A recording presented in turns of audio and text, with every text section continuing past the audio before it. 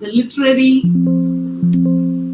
or the literates who are willing to join in this section. Actually, first of all, I would like to thank SKRGC Academy for giving me this great opportunity.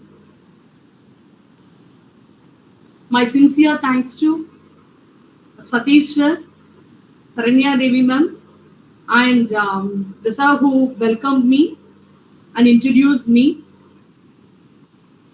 Bala Vetrivel sir, I think. And my sincere thanks to all the participants who have joined here. Okay. So let me begin with the topic, the food and culture, an overview. So before getting into the session, I would like to just get some information about the food and culture from your end. So you can give me your insight, or you can give me what you think about this in the chat box, maybe 1 or 2 sentences.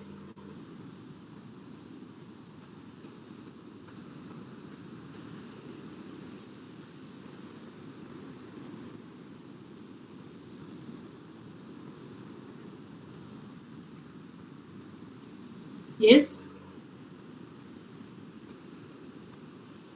PPT shared myself or you, ma'am? Okay, you have shared the PPT. Thank you so much, ma'am. Yeah, okay, ma'am.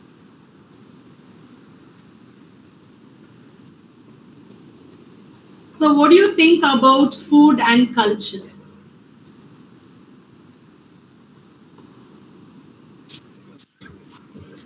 Hello, ma'am. Yes, sir. This is Kalishwaran from MKU College. Yeah, please tell me. Ma'am, actually, food is the basic element of any culture, ma'am, according to me. Okay, you say that food is the basic element of any culture.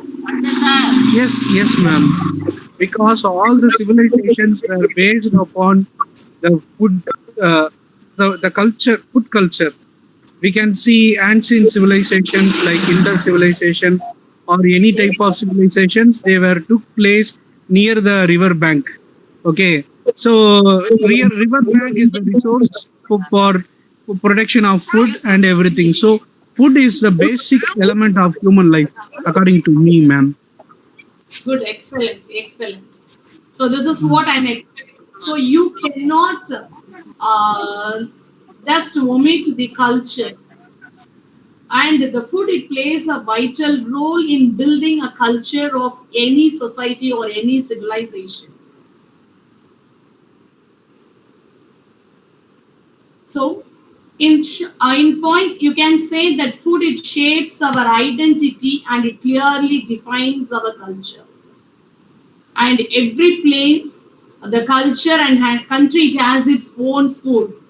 For example, the South Indian, they have their own food. What we say it as the traditional food. The North Indian, they have their own food. The Arabian, they have their own food. So it is every place, culture and country. When we talk about this food, it is not only the other states or the country, even it differs from one place to another.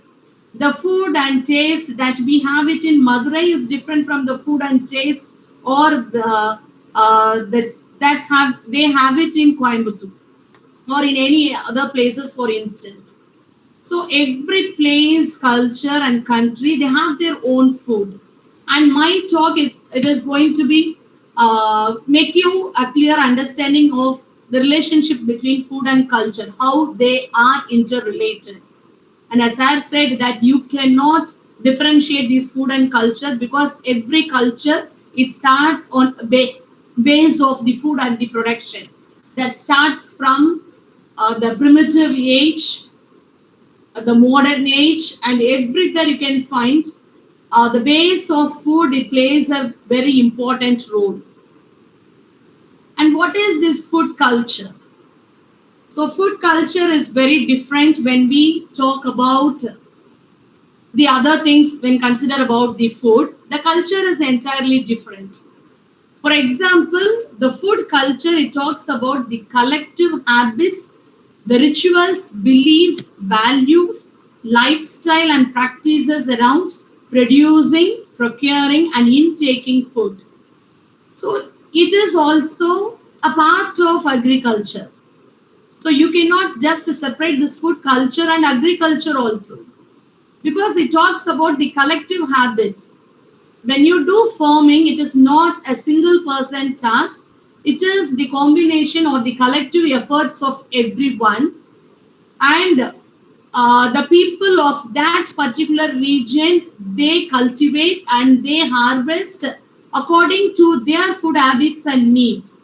For example, in South India, we cultivate and we harvest rice, whereas in the northern part of India, they cultivate wheat.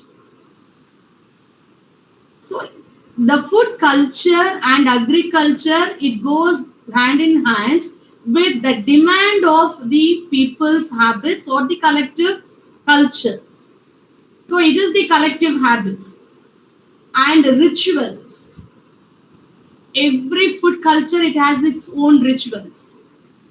We celebrate Pongal as a thanksgiving to God, because God is giving us food throughout the year, and for the rich harvest and for the rich cultivation, we are thanking God. So it also has some rituals. So food is not merely only for sustenance or to live, but it has some other important role to play other than that. We need food to live, but it is not necessary that food is only for living. It has some other important role to play.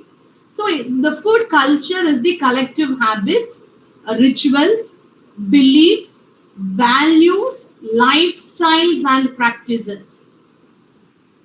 And it talks about the three important things, like how do you produce the food, and how you procure it, and how do you intake it. So all the three things are very important when we consider a food culture. The second one, it shapes the way people feel and live. For example, we take a cup of coffee or we take a cup of tea, and that too, it is not the practice of the Indians, but it is also being taken from the Western culture. So when we talk about the colonization, we need to talk about the food habits also. We try to drink coffee, we try to drink tea, or we get into practice of something, eating bread or butter or jam, whatever it is the habit of some other people that we get into our life. And it is said that according to the food you take and according to the taste you have, it shapes the way of the people. Some may have mild food, some may have a very hot food, or some may like to have the food that has a lot of spices. And that taste even speaks about the character of one person or the character of a particular individual. So food, it plays a vital role in shaping the way of the people, their thinking, their feeling, and how they live. And it affects their identity and their culture. So food has a great role to play with one's identity. How can I say that one's identity? For example, if you have any religious rituals or any functions or marriage ceremonies, we try to serve the food that belongs to our culture. And we never try to have the food from other cultures.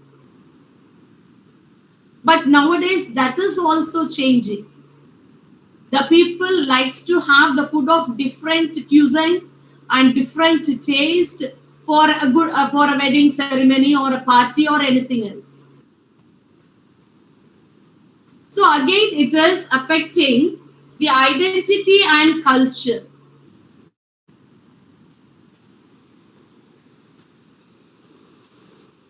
The next point,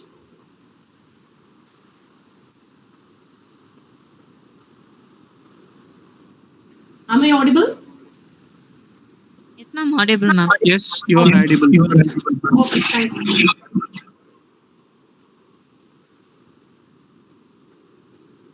So food, it defines us and helps to form connections with our families. So it is always advisable and it is always said that we need to get associated with our families and societies in the terms of food. We need to sit and have at least a meal with the family together. And it is a good practice. In a joint family system, you can find that everyone, they sit together, they try to enjoy their food, and they try to share their happiest moments at their time. So food, it clearly defines us and it helps us to form connections with our families and societies also. It is not only with the family. We can get connected with the societies, and even when you talk about the large system, you can get it connected with other countries.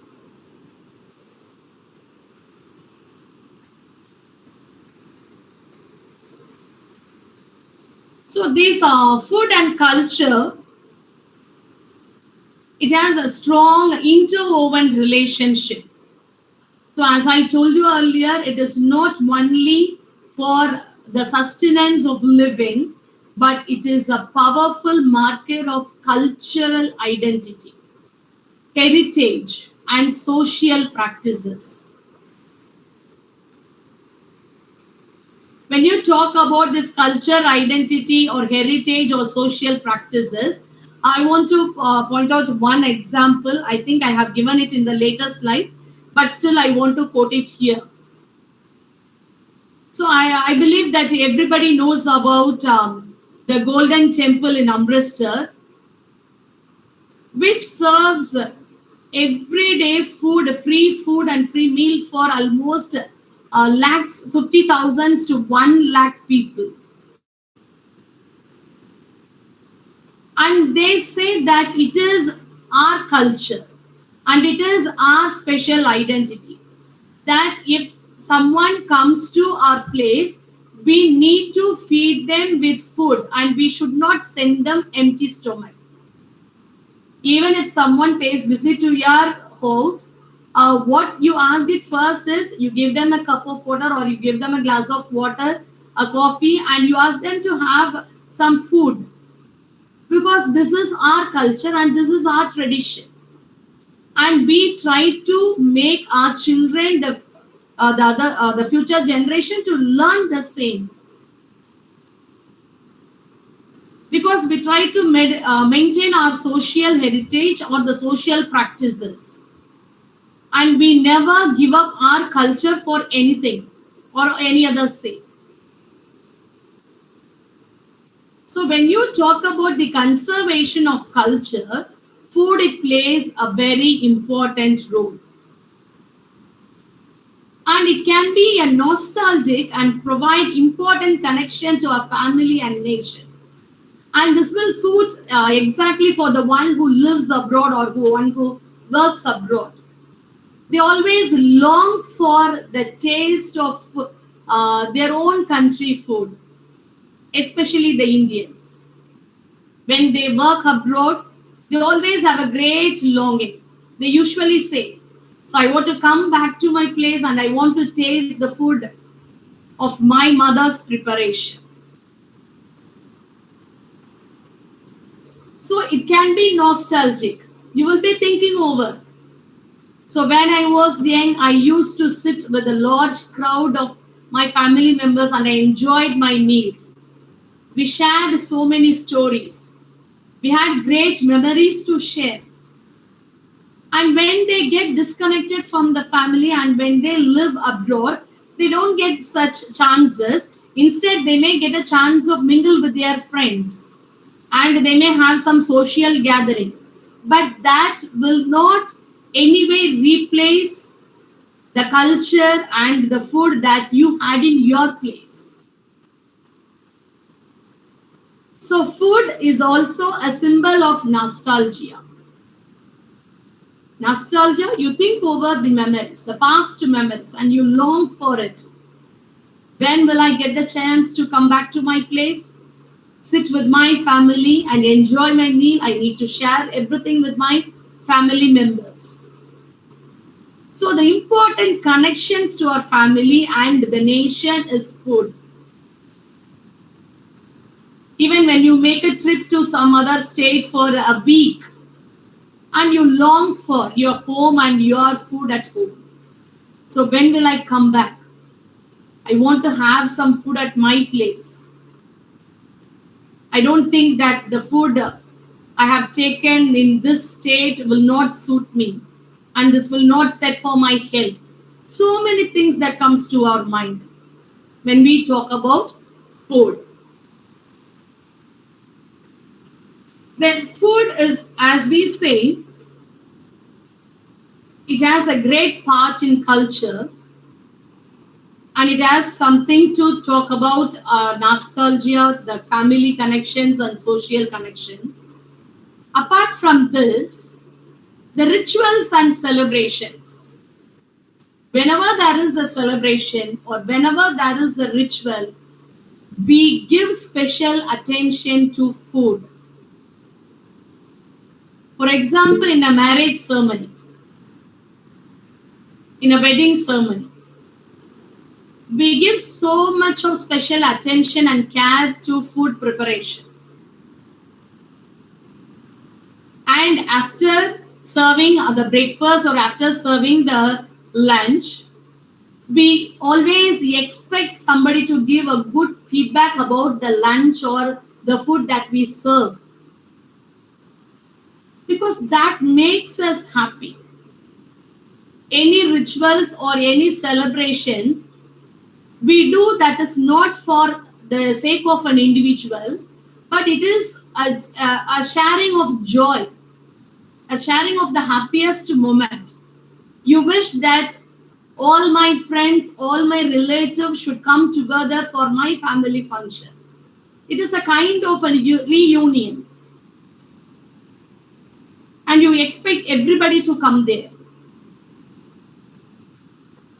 And at the same time, after serving a good food for them, you try to get some feedbacks from them.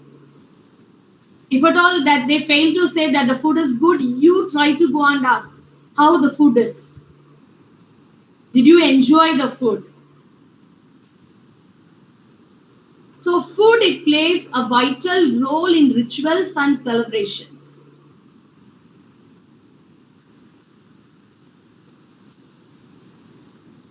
Actually, I have a video here, but I don't know whether it is supporting. Ma'am, actually, there is a video. I don't know whether it supports here. Hello? Yes, Hello? ma'am. Yes, ma'am. You can share your video to me, ma'am. WhatsApp. Um, Actually, it was there in the. One second. Let me check.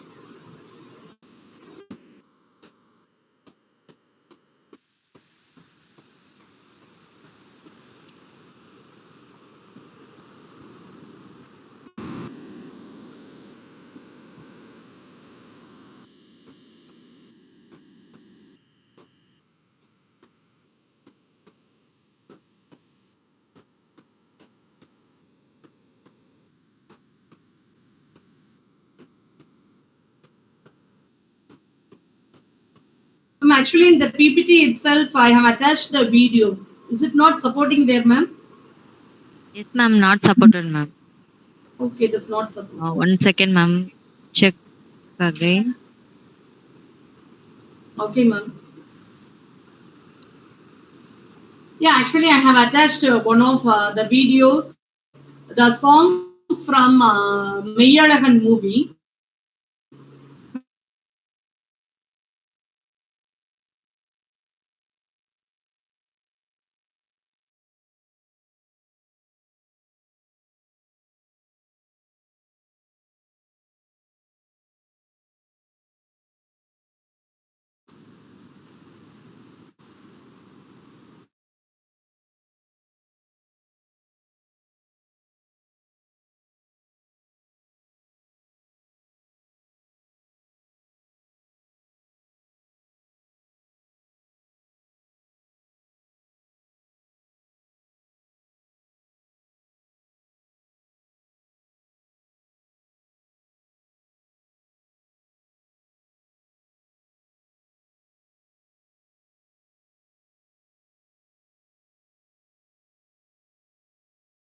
how the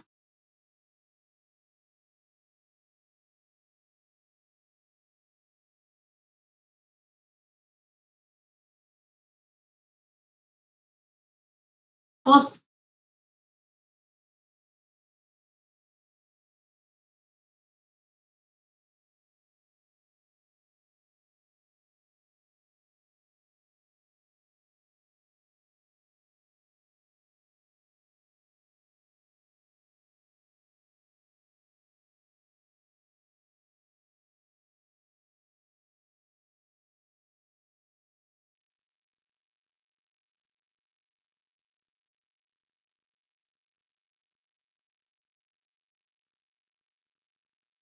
Ma'am, any network issue, ma'am?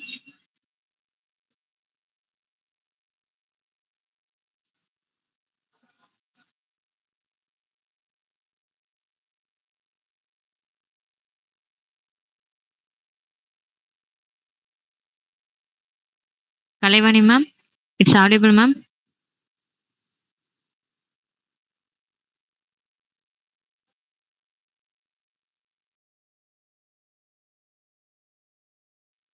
Participant, kindly wait 2 minutes. Ma'am will reconnect to the session.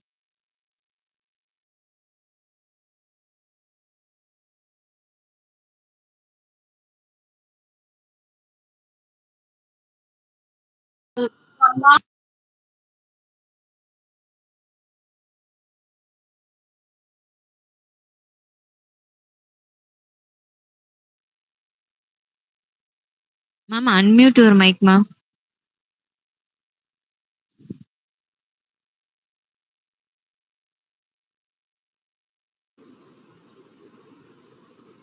hello. Yes, ma'am. Now only audible, ma'am. Okay, fine. Yeah, okay. Yeah, actually, I was talking about the video. In that song Delta Kalyanam, you can listen to a song or you can watch the song where the marriage rituals and the joy of bringing together in a family function, the the union of the relatives, everything is shown with much care and attention. And the food, which plays a vital role in the part of Delta culture, because the Delta culture it talks about the people from Tanjavur district, the nearby districts.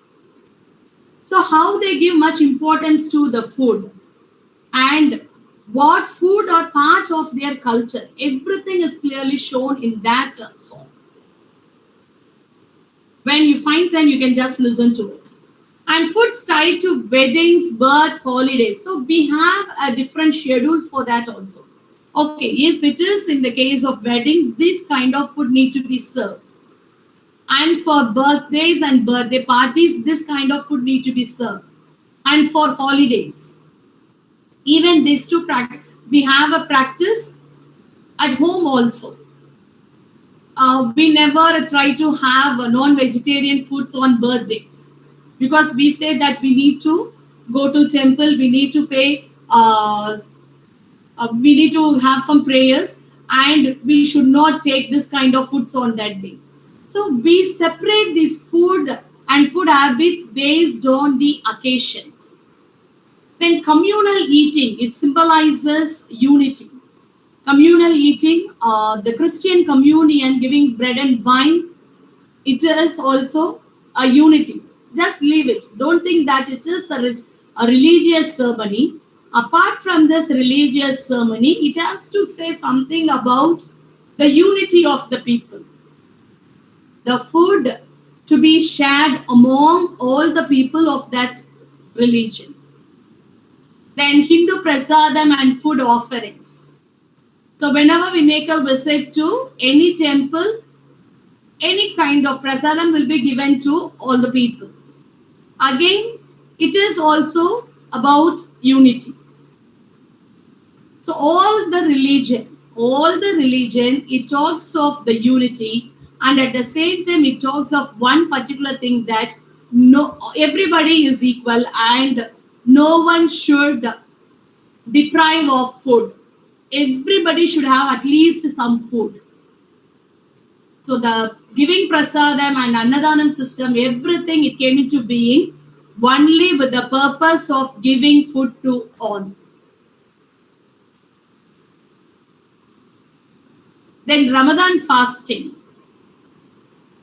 It talks about their deep devotion to God and at the same time sacrifice.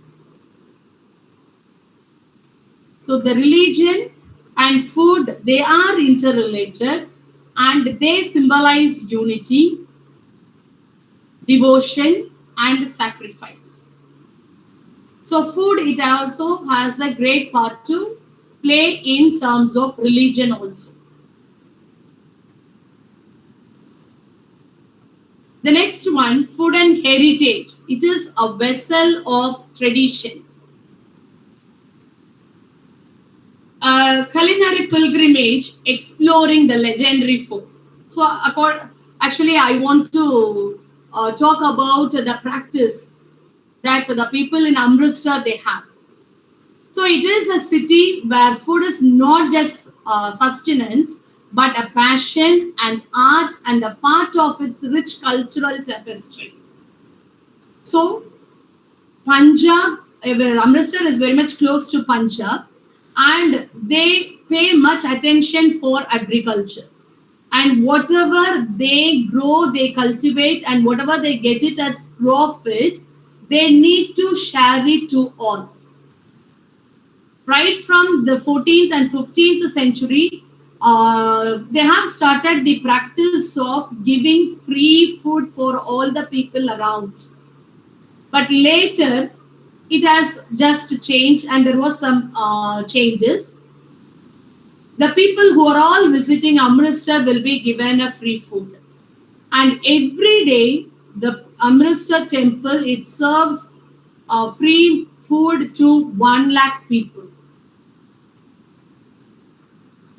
So it is their sharing of joy, and at the same time, their profit, economical profit is also shared to all the people. They feel that we are gifted with so much things and we need to share it to the people who don't get it or who are very poor. So feeding the poor. Actually, it was the concept introduced on the basis of feeding the poor. But now it has become a practice and they are feeding everyone. Every corner tells a story of flavor, heritage, and communal harmony. So, irrespective of any religion, irrespective of any caste, everybody can go and have food there. So, it talks of a communal harmony. The Golden Temple Langar. Actually, the food is named as Langar, a taste of divine. So it is home to the world's largest community kitchen. Because you just imagine that they are feeding 1 lakh people every day. So the kitchen should be very large. So many people will be working there, and they need to keep on working. They need to keep on serving. Without getting tired, they will be doing all those works.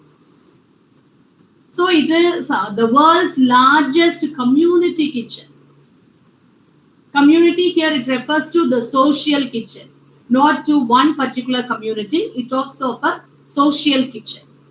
The Langar serves free meals to tens of thousands of people every day, so nearly 1 lakh people, regardless of their background or beliefs. So they don't mind whether they have belief in God or they don't believe in God or whoever they are. They never mind about their background, whether they are rich, whether they are poor, whoever it is. The next one is the Langar epitomize the Sikh principles of selfless service and unity. So actually, this is the principle of one particular community, selfless service. So we want to serve the people. And I should not be very much introvert. I should not think only about myself. I need to have a care for everybody in this place. So selfless care and unity, offering a taste that's divine in every sense of the word. So they feel that giving or feeding food is serving God. It is also a kind of a divinal activity. Amritsar's food scene brilliantly bridges tradition and innovation. So it tries to preserve the tradition and at the same time it keep on preserving the innovation also. Restaurants and cafes are reimagining classic dishes. So this is very common. So how do you try to keep this tradition? When we say that my grandma used to cook this meal better than my mom, and we say that my sister is not cooking so good as my mom, there will be always the comparison. We do compare.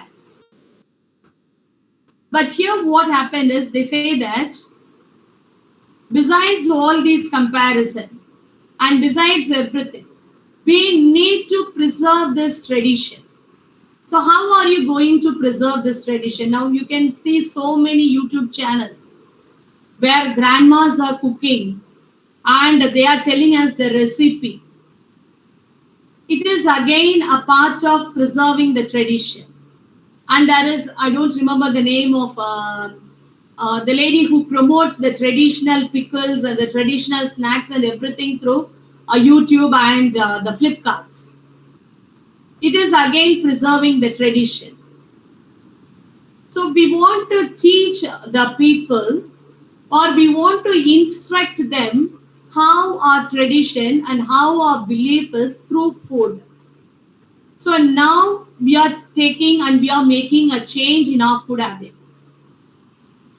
Though we are going behind these fast foods, but still we are getting a pressure from all the other sides that when your health is down, it is all because of the food habits.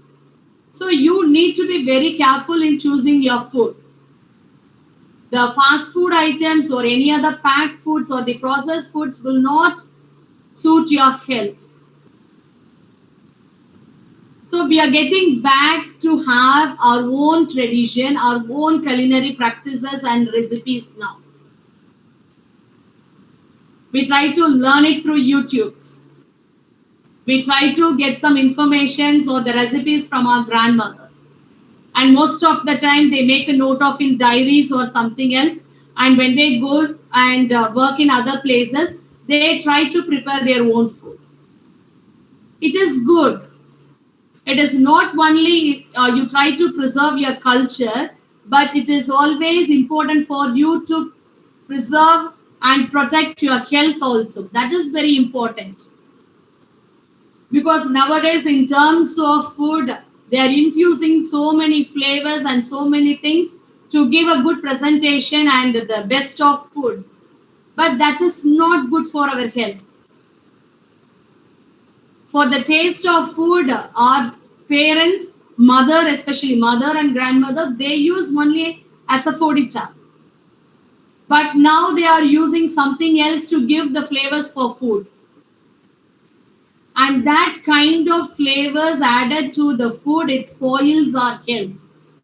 Not only our health, it also spoils our brain. So exploring the legendary food and culinary pilgrimage, going back to the recipes of the forefathers, the mothers or the grandmothers, we need to go back. That is very important. The essence of the original should not be given at any cost.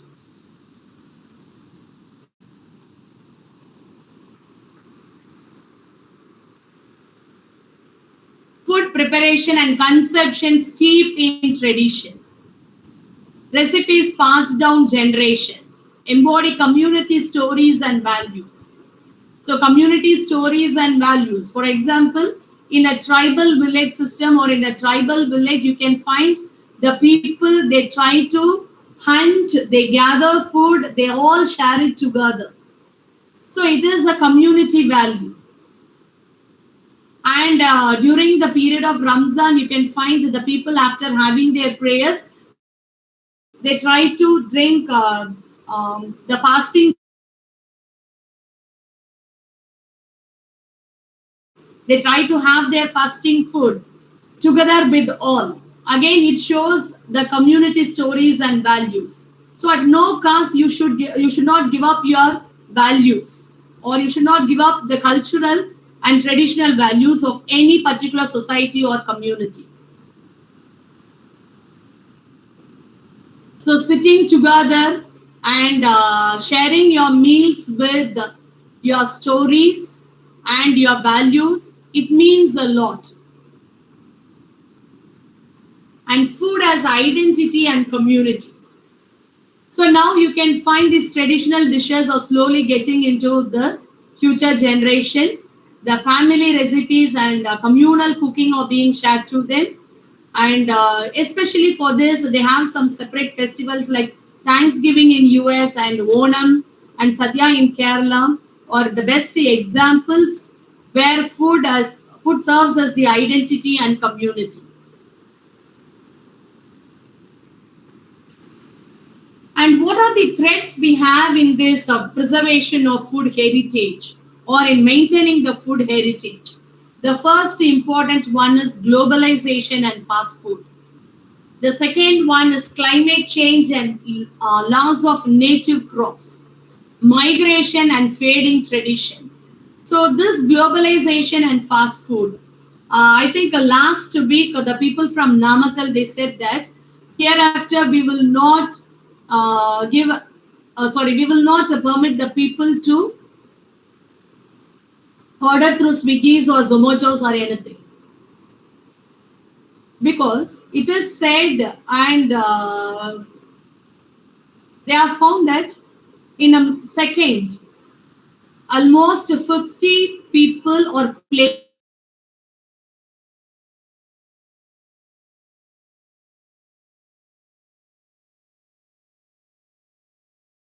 through some plastics.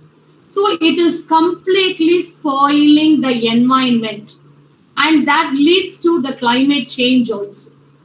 So for that purpose, the people of Namakkal they said that we will not allow the online orders hereafter.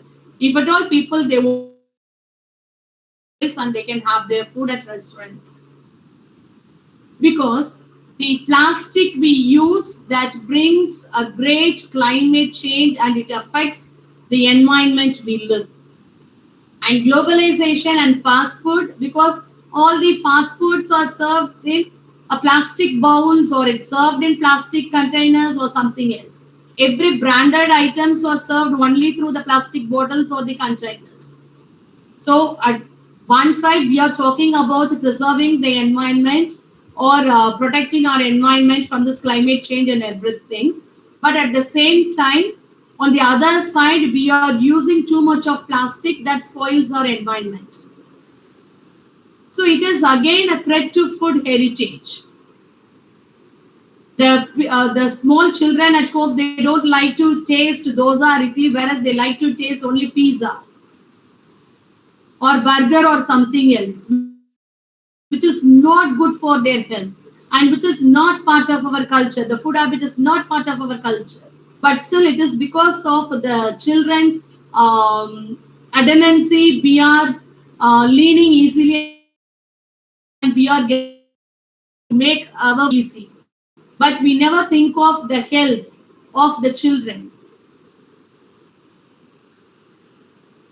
And it is said that most the cancer has become a so dangerous and deadly disease in India.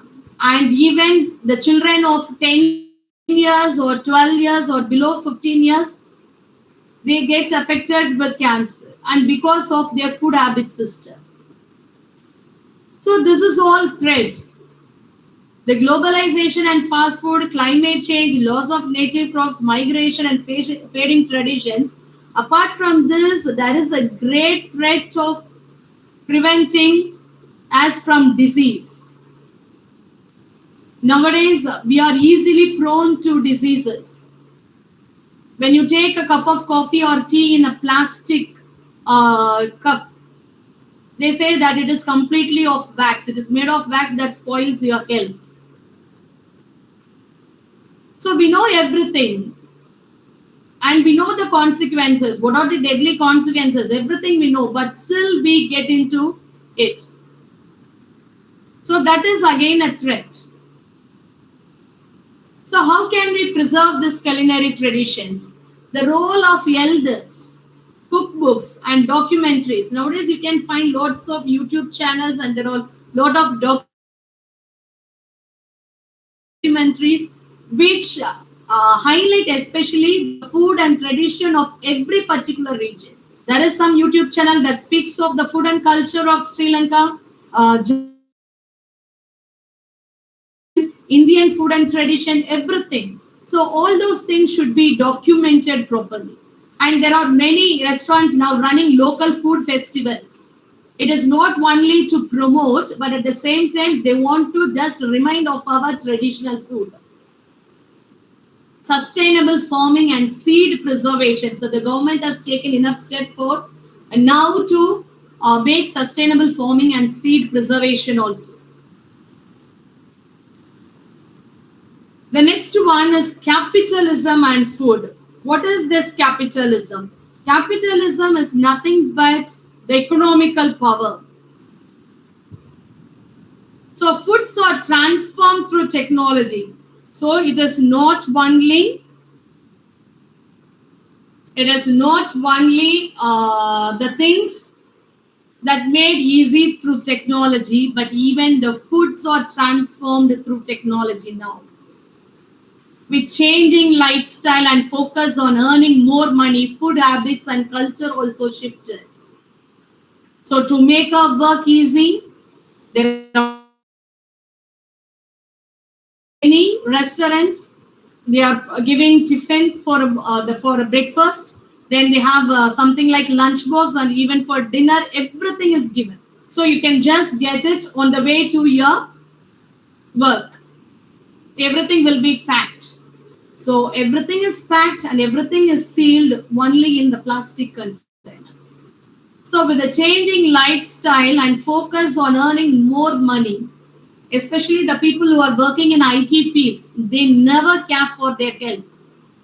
They simply sit before the computer or the laptop for hours of time together, just having some snack.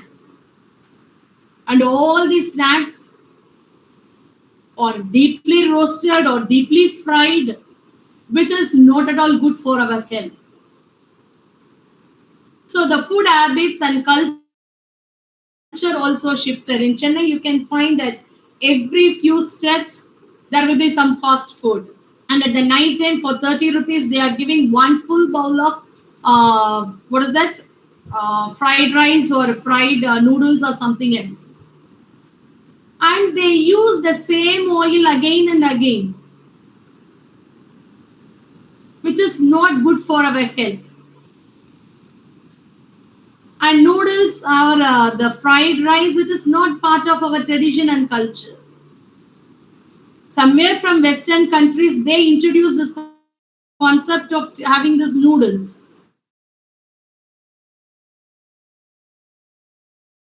And in any way, it is not going to suit our food culture. But still, we have a great craving for that food.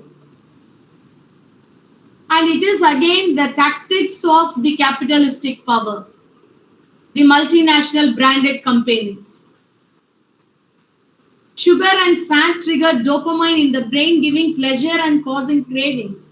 So we usually see that children, they have a great craving for this sugar and fat filled the chips or some items.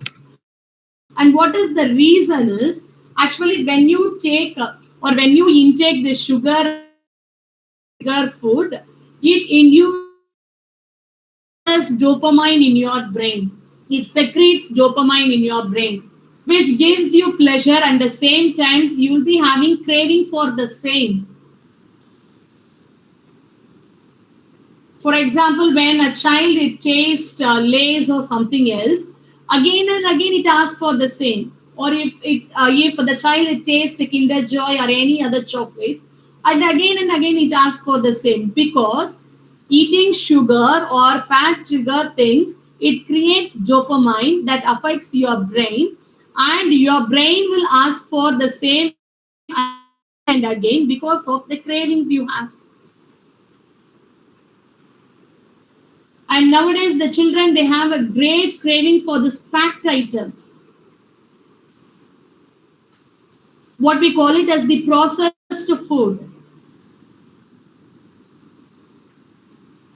So to earn more and to establish their products, they are doing this, but without caring for their own health. The parents or the children, they try to get this food and they eat.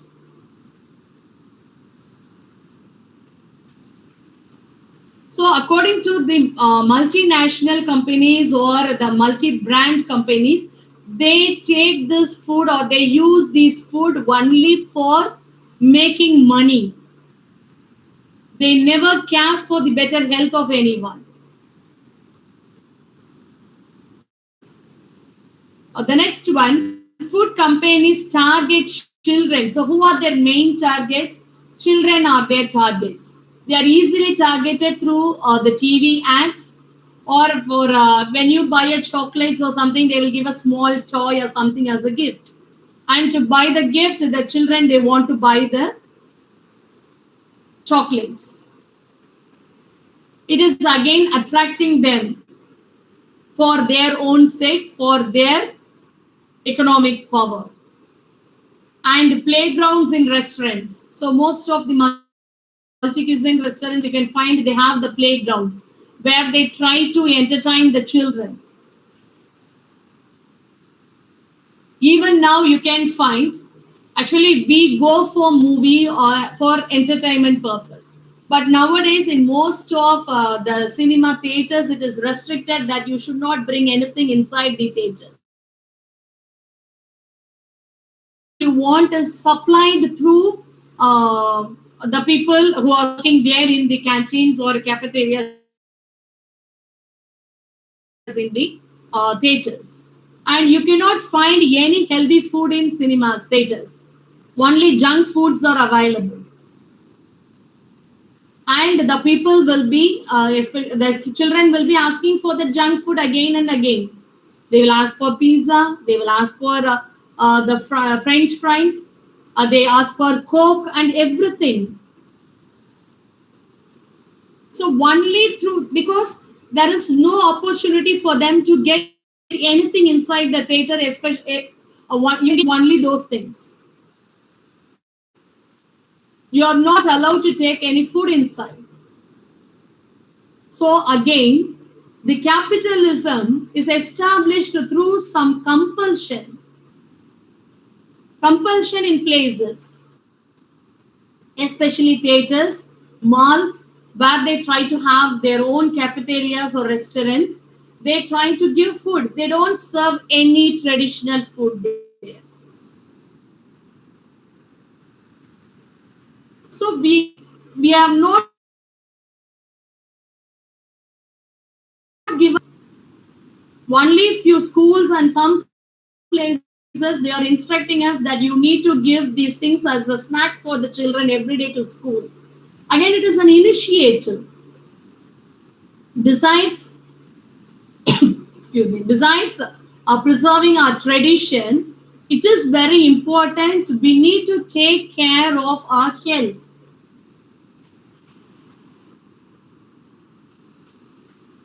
So we should not say yes for anything the children ask for, especially in terms of food.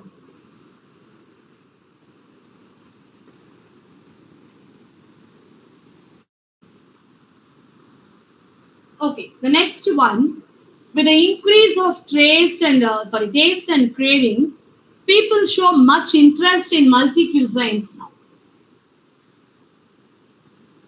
Whenever we go out, we would like to have food outside, and we ask for the Arabian desert, the Chinese foods, the tandoori items, all those things. And We never like to have dosa or idli or whatever we have it as food in our place. We don't like to have, because we feel that it is what we are having every day. So why should we taste this even outside in the restaurants? So with the increase of taste and cravings, people show much interest only in multi cuisines. Wherever we go, we can find food of all regions and countries now. In multi-cuisine restaurant, you have Arabian, you have Chinese, you have tandoori, and whatnot. Everything is available there. And it is also a part of promoting the culture. And this becomes more popular with the food tourism. Nowadays, in YouTube's and in other channels, you can see the people are moving to other places exclusively for making food tourism and to talk about the other country's food and culture. Because this food tourism has attracted many, contributing much to culture as well as economy. So food tourism is giving a way for much economy to a nation. So the government itself is supporting this kind of food tourism. Multi-cuisine restaurants and cafes attracted many, making people forgetting their own food culture and tradition. So we slowly forget our own food culture. We slowly forget our tradition. Even during the birthday parties or marriage ceremonies, we try to introduce the food of other cultures slowly here. So when you attend some reception, you can find the non-vegetarian foods and the what else? The North Indian dishes. Everything goes together, and you cannot find our traditional food there. Maybe one piece of idli will be there, just to remind that this is one part of our culture. This food is part of our culture, just to remind us. So these multi-cuisine restaurants and cafes, they've attracted people, many people, and they slowly forgetting our own food culture and tradition here. So it is all because of the corporate greed and global food brands. So you cannot find the fresh vegetables now in our place. Maybe in very few places.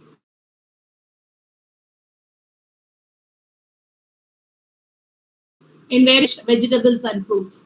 Most of the people, they are ordering online, even the vegetables and fruits, or they are making a visit to places like the bazaars, smart bazaars, or whatever it is. And you cannot find any fresh fruits and vegetables there. And all those fruits and vegetables are stocked in air conditioned mall or air conditioned bazaar.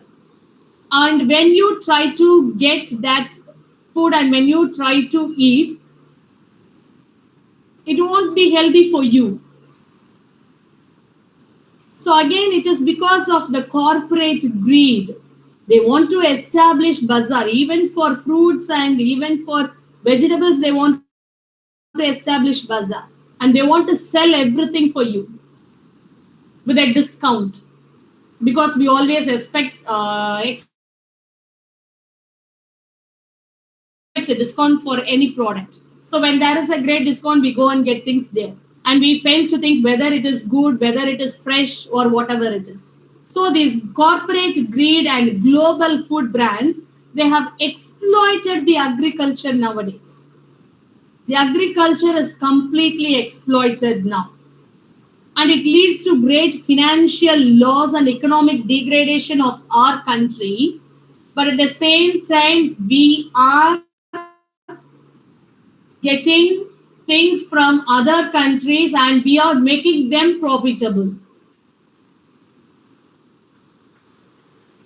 So at one side, our agriculturists and our farmers are suffering. The same product, the processed product, We purchase in different shops or in different bazaars for a high price, and we are marketing for the multinational companies, and we are marketing for the global needs, and we forget about our country. So there is a great economic depression because of this food and culture.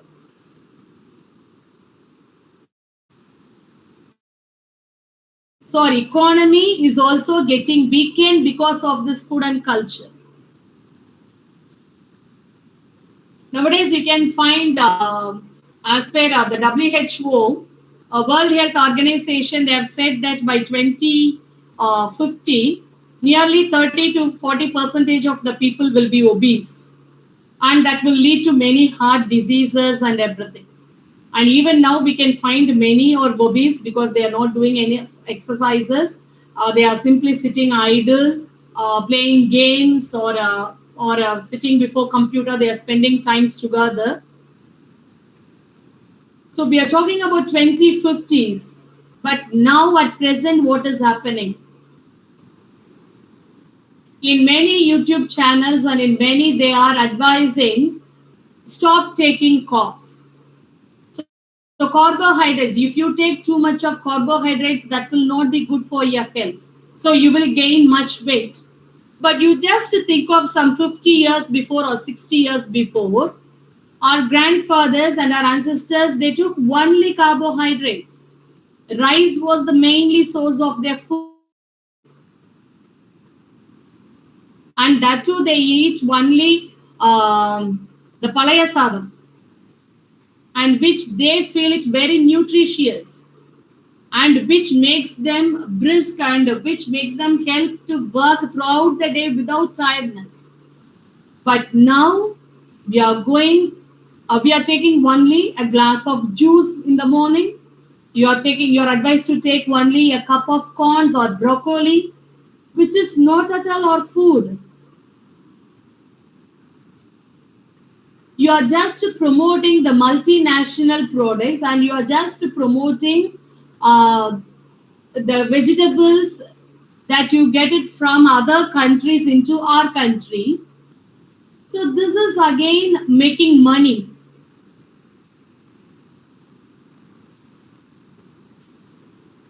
If you feel healthy, you can break anything. You can break many things, and you can bring changes. So the target is much on your health. Any branded companies or any multinational companies, their target is on your health. If your health is not good, they can easily let down you, and they can achieve whatever they want. So we need to be very careful in making the choice of food also. It is a great part of food is a great part of our culture. Our ancestors, they had introduced many good things for us. We need to get back to all those things again. We need to teach our future generation, and we need to teach them that it is our responsibility to respect as well as to preserve the food heritage. We are what we eat. So our food habits, it clearly tells us who we are and what we pass on. We need to pass on only good things for our future generation. We should not make others to think what we need. They should not tell us, this is your choice to eat. We need to make the choices. It is in our hands.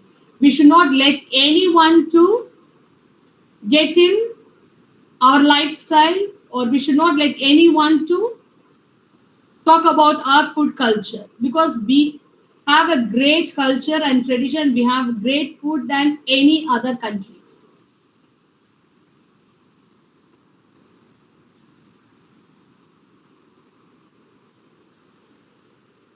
Yeah, thank you. Thank you for the opportunity. If you have any questions, you can ask me. Thank you, ma'am. Any queries?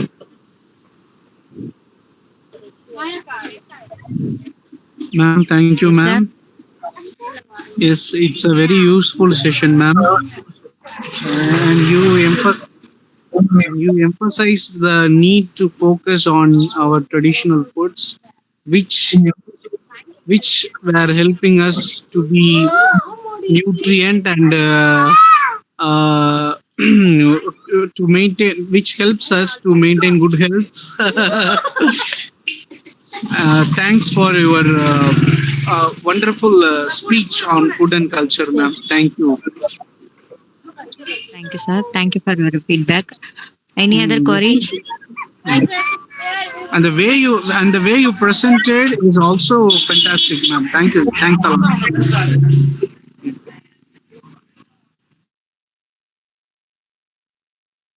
Thank you once again, ma'am. Shall we move to the vote of thanks, ma'am?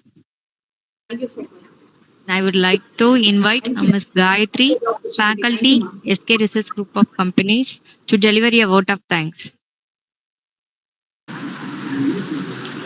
Good evening, everyone. As we come to the close of the 15th National Research Workshop on Food and Culture, an overview, it is my privilege to deliver the vote of thanks. First and foremost, I extend our sincere gratitude to our esteemed resource person, Dr.G. Kalaivani ma'am, Assistant Professor, Department of English, Sourashtra College, Madurai, for a thought provoking session and valuable insights that have truly deepened our understanding of the theme. I would also like to thank all the participants for their enthusiastic involvement and thoughtful contributions throughout the workshop. A special thanks to the organizing committee and all support staff whose efforts made this event a success. Thank you all once again, wishing everyone continued success in your academic and research pursuits. Thank you all. Thank you, ma'am. Thanks a lot. Thank you, sir. Thank you, ma'am. Thank you, all participants. Thank you, ma'am. Thank you.